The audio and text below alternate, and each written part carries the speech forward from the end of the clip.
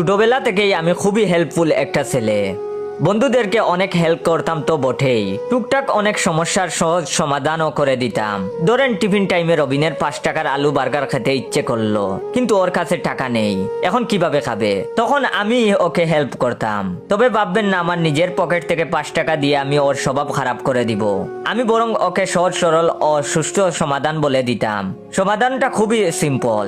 আমি ওকে শিখিয়ে দিতাম কিভাবে বাপের মানিব্যাগ থেকে 5 টাকা চুরি করতে হয় এবং সেটা দিয়ে আলু বার্গার খেতে হয়। তারপরের দিন যেটা হতো, রবিন 5 টাকার পরিবর্তে 10 টাকা চুরি করে আনতো, এনে নিজে একটা আলু বার্গার খেত আর আমাকে একটা খাওয়াতো, আর আমার প্রতি চিরকৃতজ্ঞ থাকতো। বড় হয়েও আমার এই সাহায্য করার মনোভাব পরিবর্তন হয়নি। সেদিনের ঘটনাই বলি। সেই রবিন এসে জানালো দাম্পত্য জীবনে ওর একটু গাপলা হচ্ছে, এর সমাধান লাগবে। সমস্যা হলো ওর বউয়ের নাকি হালকা একটু আলুর দোষ আছে। অ্যাডমিন ক্যাডার অথবা আর্মি অফিসার কারোর সাথে পরিচয় হলে নাকি কেমন কেমন লুক দেয়, কিভাবে যেন তাকায়। আর আফসোস করে রবিনকে বলে, ইস তুমি আর্মি অফিসার হলে কত ভালো হতো, এটলিস্ট তুমি বিসিএস অ্যাডমিন ক্যাডার হতে পারতে, তাহলে আমি কত পাওয়ার পেতাম। আমি তখন রবিনকে বললাম, কিন্তু তোর পক্ষে তো একই সাথে আর্মি অফিসার আর অ্যাডমিন ক্যাডার হওয়ার সম্ভব না, ইনফ্যাক্ট এই বয়সে কোনোটাই হওয়ার সম্ভব না। তখন সে বলল, সমস্যা তো এখানেই, এর সমাধান দিতে হবে। এমনিতেই মেয়ে ভালো, শুধু আর্মি অফিসার, পুলিশ আর অ্যাডমিন ক্যাডার দেখলে চোখ বড় বড় হয়ে যায়। যদিও এর একটা সমাধান ডিভোর্স হতে পারে, কিন্তু মেয়ে যেহেতু ভালো, আমি অন্য সমাধান খোঁজার চেষ্টা করলাম। আমাকেও বেশি চিন্তা করতে হলো না। এই সমস্যার সব থেকে প্রাচীন আর প্র্যাকটিক্যাল একটা সমাধান আছে।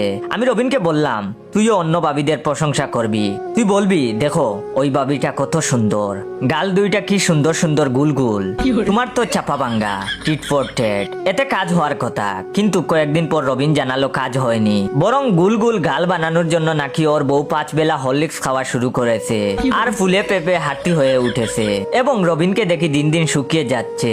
তাই আমি তাকে বললাম, কিন্তু তুই এত শুকিয়ে গেছিস কেন? তখন ও বলল, অন্য বাবিদের প্রশংসা করার অপরাধে গত 5 দিন ধরে ওর নাকি খাওয়া বন্ধ। কিন্তু এটা তো ইনজাস্টিস, যথেষ্ট চিন্তার ব্যাপারও বটে। না, এর একটা দ্রুত সমাধান খুঁজ বের করতেই হবে।